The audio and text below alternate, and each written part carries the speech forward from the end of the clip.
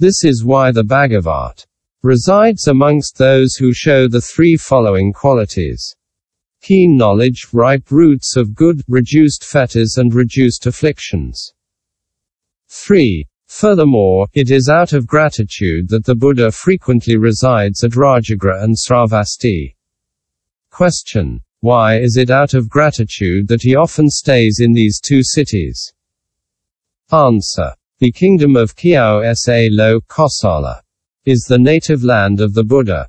This is why the Buddha one day replied to King Pin Po So Lo Bimbasara with these stanzas: there is a wondrous country, situated on the borders of the Himavat, opulent and rich in various treasures, it is called Kosala.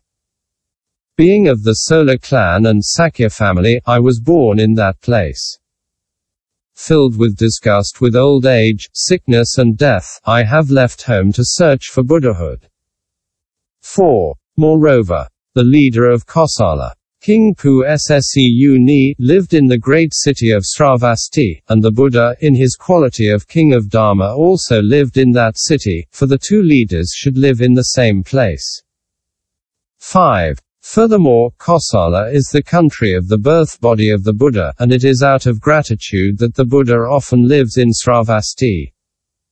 Question: if it is out of gratitude that he often lives in Sravasti, why does he not often live also in Kapilavastu, which is closer to his birthplace? Answer: among the Buddhas, clinging has been extinguished, there are not even traces of it left. When he goes to visit his parents, he feels no emotion. On the other hand, the majority of his Sakya disciples have not eliminated the desire and, when they go home to their relatives, they feel attachment. Question: why then does he not protect his disciples who are natives of Sravasti from these emotions but, on the contrary, often stays in Sravasti? Answer: A. The disciples native to Kapilavastu were numerous. When the Buddha returned for the first time to his own country, the three Kasyapa brothers as well as the 1,000 bhiksus who originally had followed the brahmanical rule and practiced austerities in the mountains, had a sad appearance. King Suddhodana, the Buddha's father, seeing him, found that these monks were not looking bright enough. Then the Bhagavat made a choice among the Sakya dignitaries and they were joined to the other less vigorous monks. Their families sent a message to restrain them from becoming monastics.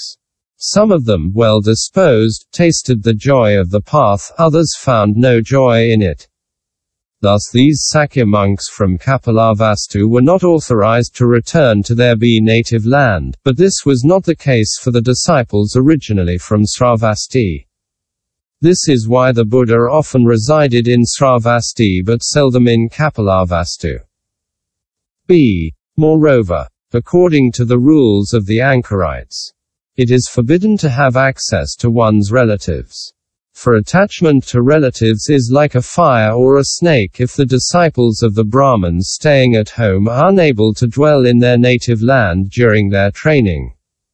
What then can be said of the sramanas who have gone forth from their home? C. Furthermore, Kapilavastu is not as big as Sravasti, which has 90,000 households. If the Buddha stayed there only seldom, he could not have saved many people. This is why he stayed there often. D. Furthermore, in Kapilavastu, the Buddha's native land, the inhabitants had practiced for a long time, their roots of good were ripe and their wisdom keen. The Buddha stayed there only a short time to preach the Dharma. He did not have to stay there long and, once his work of salvation was done, he went away. But at Sravasti, some inhabitants had just started to practice, others had practiced for a long time, among some, the roots of good were ripe, among others they were not, some had sharp faculties, others did not. Many of them, by the study of treatises of all kinds, had crushed their minds while trying to sharpen them and had entered into the stream of all kinds of wrong views, they had served all kinds of teachers and venerated all kinds of gods. People of mixed practice were numerous amongst them. This is why the Buddha stayed among them for a long time.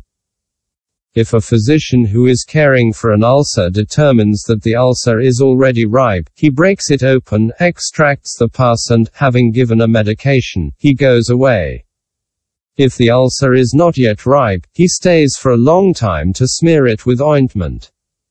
The Buddha acts in the same way. If his disciples have roots of good that are ripe, he converts them by means of his Dharma, then he goes elsewhere.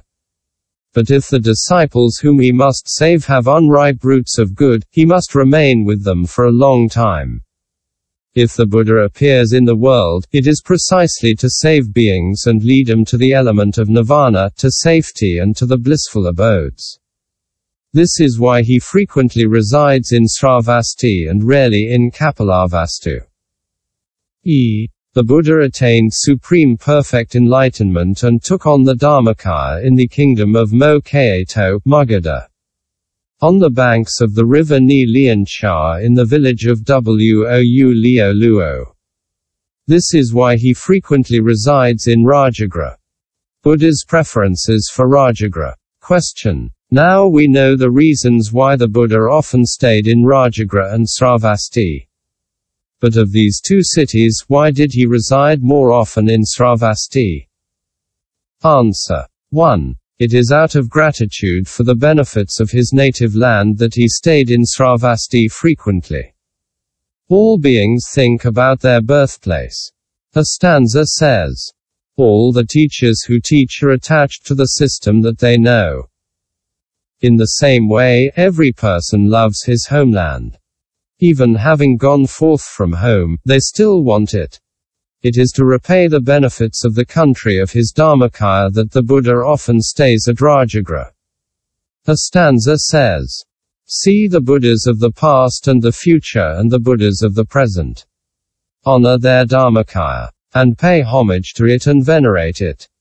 Since the Dharmakaya prevails over the body of birth, it is at RAJAGRHA that the Buddha resides more often. 2. Furthermore, the Buddha stays more often at RAJAGRHA because the Tso-chan and the Chingcho are more numerous there than elsewhere. Thus RAJAGRHA has 5 viharas. Chu Yuan, Venavana, Sa Tapan Na Kyeuho, Saptapana Gua, Yin To Che Lo Kyeuo, Pi Po Lo Po Nao. Sa po chu huan tche kia po lo, sapa sundai kapragbara. The Venavana is located on the flat plain. There are not as many viharas in the other places. At Sravasti there is a stopping place called Tche Huan Ching Cho. There is another called Mo Ke Lo Mu Tianj.